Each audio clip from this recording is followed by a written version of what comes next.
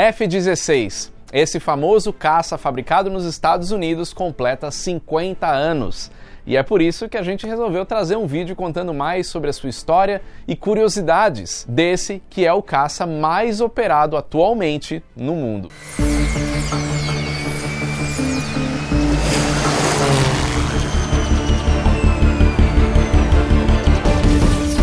Fala pessoal do Aero, tudo bem?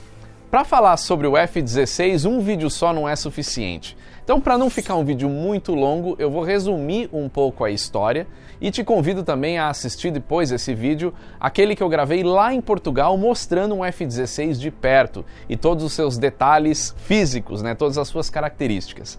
Aqui eu quero contar um pouco sobre a história desse caça, como é que ele surgiu, por que os Estados Unidos resolveram construir esse que se tornou o caça atual mais operado no mundo. Você que conhece de aviação militar vai dizer que tem caça soviético que vendeu mais, que operou mais. Mas o F-16 é atualmente o caça mais operado no mundo. Essa história começa da necessidade dos americanos de construir um avião como esse. Por que eles precisavam fazer o F-16? Isso veio depois das experiências de guerra dos Estados Unidos, nas guerras do Vietnã e da Coreia. O coronel americano John Boyd, que era um instrutor de táticas para os pilotos americanos, junto com o matemático Thomas Christie, desenvolveram a teoria da manobrabilidade energética.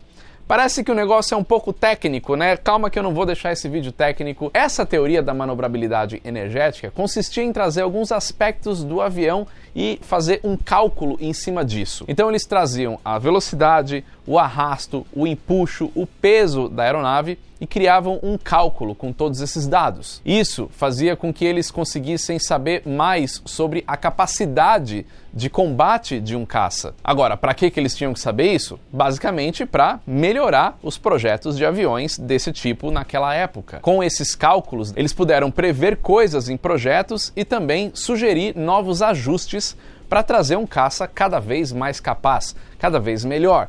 Afinal de contas, o objetivo de um país de desenvolver um avião como esse é mostrar superioridade para os países oponentes. Lembrando que na época que isso estava acontecendo, a Guerra Fria estava no auge. Logo, o maior oponente dos Estados Unidos era a União Soviética. Então, os americanos queriam desenvolver alguma coisa que fosse muito superior àquilo que os soviéticos estavam desenvolvendo na época. O Departamento de Defesa dos Estados Unidos, naquela época, em 1969, não perdeu tempo ao saber que isso estava acontecendo, então eles poderiam financiar estudos para o desenvolvimento de um novo caça, levando em consideração esses cálculos que eles estavam pensando. Esse estudo foi chamado de Lightweight Fighter Program, ou o Programa de Caça Leve. Até 1971, esse programa do Departamento de Defesa dos Estados Unidos recebeu 6 propostas, mas 2 delas foram para frente, das fabricantes americanas General Dynamics e Northrop. A solicitação de proposta de construção de um novo caça foi emitida no dia 6 de janeiro de 1972. E essa proposta exigia algumas especificações técnicas. Um caça de combate ar-ar, com peso mais ou menos ali por volta de 9.000 quilos, que tivesse boa manobrabilidade, um bom alcance, boa aceleração e que fosse supersônico, voando um pouco mais de 1,5 vezes a velocidade do som. Mach 1.6, ou mais ou menos 1.900 km por hora. A Força Aérea dos Estados Unidos previa que os combates aéreos, a partir daquele momento, seriam feitos em altitudes entre 30.000 e 40.000 pés. Então, por isso, eles exigiram que esse avião pudesse ter uma boa capacidade nessas altitudes.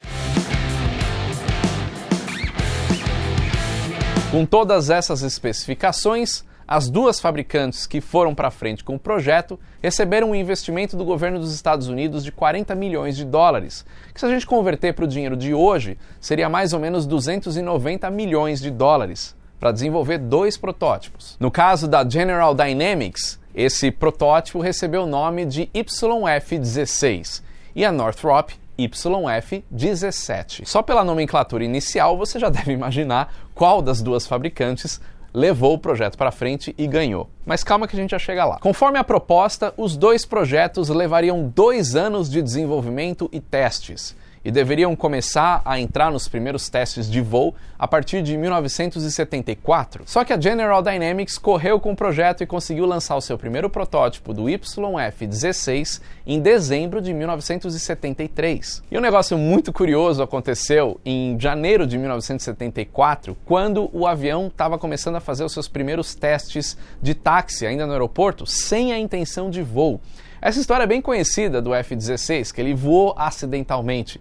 Pois é, foi isso mesmo que aconteceu. O piloto de testes, na época, começou a fazer o táxi e percebeu algumas oscilações durante esse percurso, e aí ele resolveu decolar o avião, porque ele achou que se ele não fizesse isso, o avião poderia se acidentar. Então ele decolou o avião, fez um voo ali de mais ou menos 6 minutos, pousou de novo, mas esse não foi considerado o primeiro voo oficial, e sim um voo acidental, não era para acontecer. Foi o piloto que resolveu isso para não dar ruim ali naquele momento. O voo inaugural do F-16 da General Dynamics aconteceu no dia 2 de fevereiro de 1974. O avião voou por volta de 90 minutos. E isso foi feito lá na base aérea Edwards, na Califórnia, onde acontecem muitos desenvolvimentos de projetos, muitos voos da aviação militar dos Estados Unidos. Inclusive, eu já fiz um vídeo sobre a base aérea Edwards, tá nesse link aqui, ó, se você quiser assistir depois desse. O ano de 1974 correu com mais testes desse protótipo, tudo foi feito do jeito que tinha que ser, até que no ano seguinte, no dia 13 de janeiro de 1975, o secretário da Força Aérea dos Estados Unidos, o John McLucas, definiu que o ganhador foi realmente o YF-16 da General Dynamics. Mas os motivos não foram só por conta de terem feito o negócio primeiro, voado antes e tudo aquilo lá. Não, eles estavam mais preocupados na performance do avião, no custo operacional do avião. E o YF-16 demonstrou ser melhor em relação ao YF-17 da Northrop. Esse avião tinha um desempenho melhor, um alcance melhor, melhor velocidade em relação ao YF-17. E outra grande vantagem era a implementação do sistema fly-by-wire para controle de voo. Eu estou falando na década de 70, então isso lá atrás era uma grande inovação. O YF-17 da Northrop tinha um sistema hidromecânico e o fly-by-wire naquela época já era melhor porque os computadores já controlavam o voo. Isso trazia mais conforto operacional para o piloto, já era uma tecnologia nova. Inclusive, na época, o YF-16 recebeu a fama de que o piloto não voa o avião, mas o avião que voa com o piloto. Esse avião era equipado com o motor Pratt & Whitney F100, o mesmo motor que equipava o F-15 Eagle. E esse também foi um fator decisivo, porque um motor equipando dois aviões diferentes diminui o custo de operação, o custo de manutenção. Por conta de todos esses pontos positivos, a Força Aérea dos Estados Unidos encomendou 6 unidades do novo YF-16. Mas agora o avião perderia a letra Y e passaria a se chamar F-16. Duas versões. F-16 Alpha, que é o monoposto, né, só para uma pessoa, um piloto, e o F-16 Bravo, biposto. E depois de praticamente 2 anos de ajustes e testes nessas versões já na Força Aérea dos Estados Unidos, finalmente o F-16, na sua versão final, naquele momento, entrou em operação na aviação militar dos Estados Unidos. A primeira unidade do F-16 Alpha, agora como um avião caça, foi entregue para a Força Aérea dos Estados Unidos em janeiro de 1979. Ele entrou em operação no 34º Esquadrão de Caça Tático da Base Aérea de Hill, em Utah. Isso aconteceu no dia 1º de outubro de 1980. Então estamos falando de mais de 10 anos depois do início da ideia até a entrada de operação. O F-16 recebeu oficialmente o nome de Fighting Falcon, ou o Falcão Lutador, mas os pilotos e mecânicos da Força Aérea dos Estados Unidos apelidaram esse avião como Viper, ou Víbora, porque ele lembrava o formato de uma cobra. E também esse apelido aconteceu por conta de um programa de televisão daquela época chamado Battlestar Galactica, que tinha um avião fictício chamado Colonial Viper.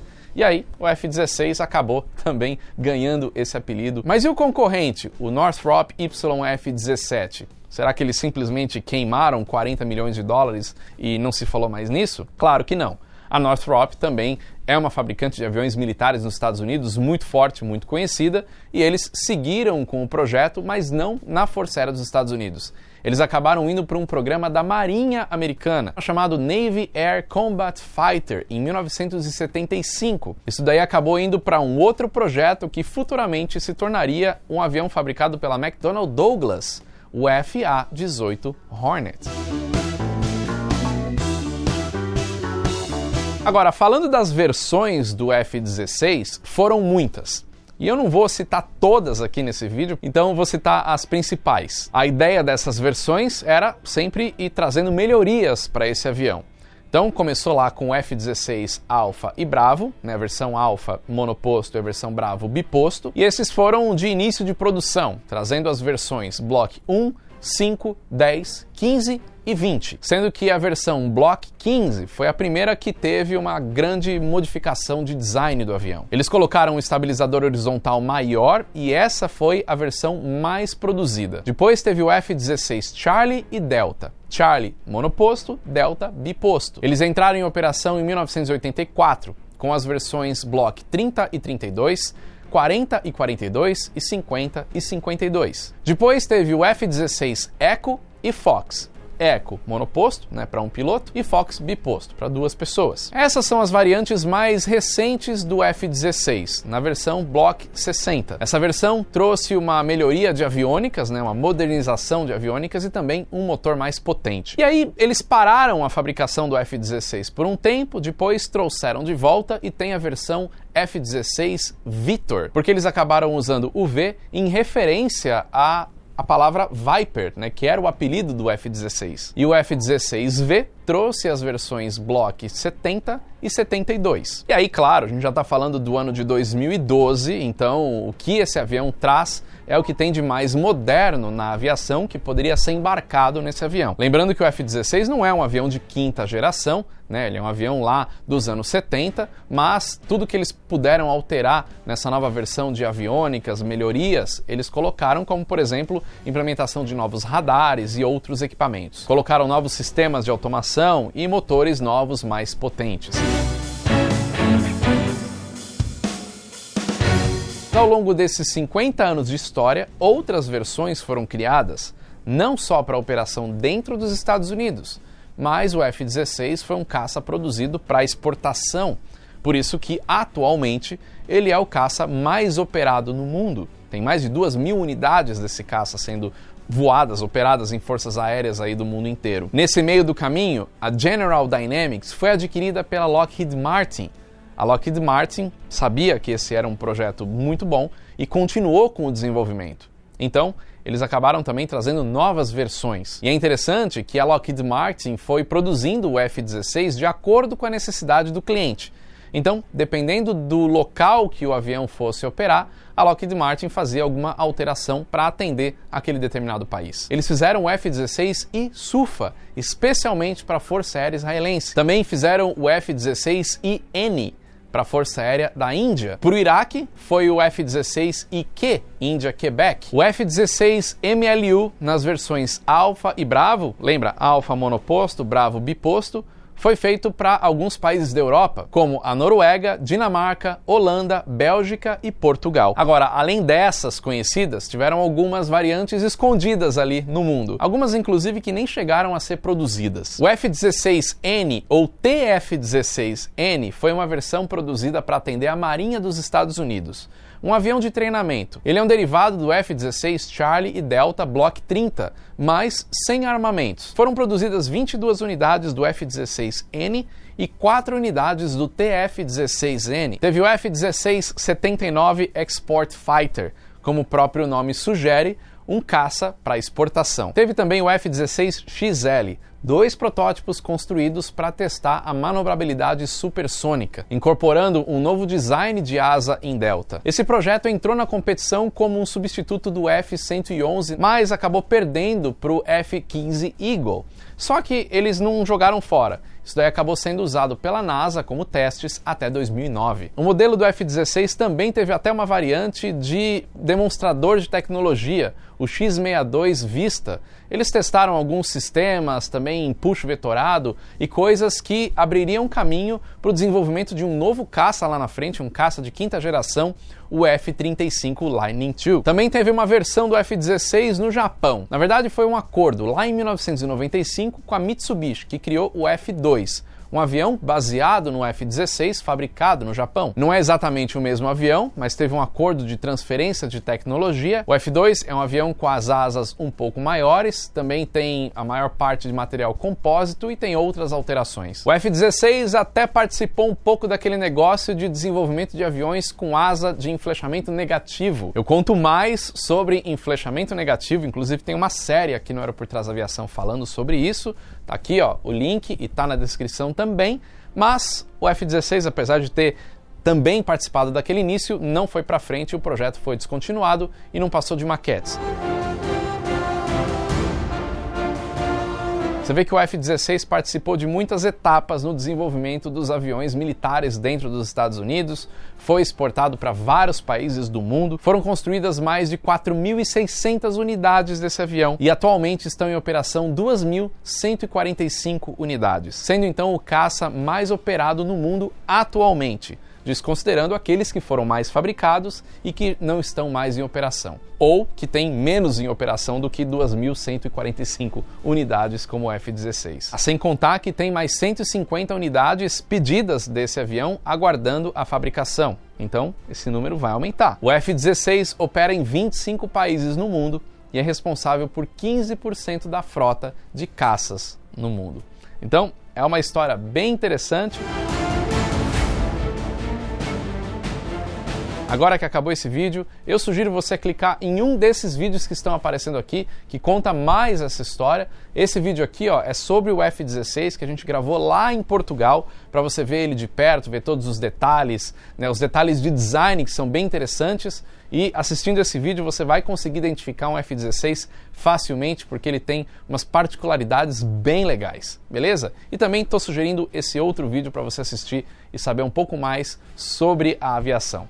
Se você gostou desse aqui, ó, não deixa de curtir, compartilha com quem você puder, se inscreve aqui no Aero por Trás da Aviação para ficar mais próximo desse universo. E agora que acabou também, te convido a conhecer a loja Aero por Trás da Aviação, onde a gente tem vários produtos legais, sempre com esse tema, como essa camiseta aqui que eu estou usando, que é todo o alfabeto fonético desenhando um avião. E se você sempre assiste os vídeos de história aqui do Aero por Trás da Aviação, você deve ter notado que atrás da gente a gente mudou o avião.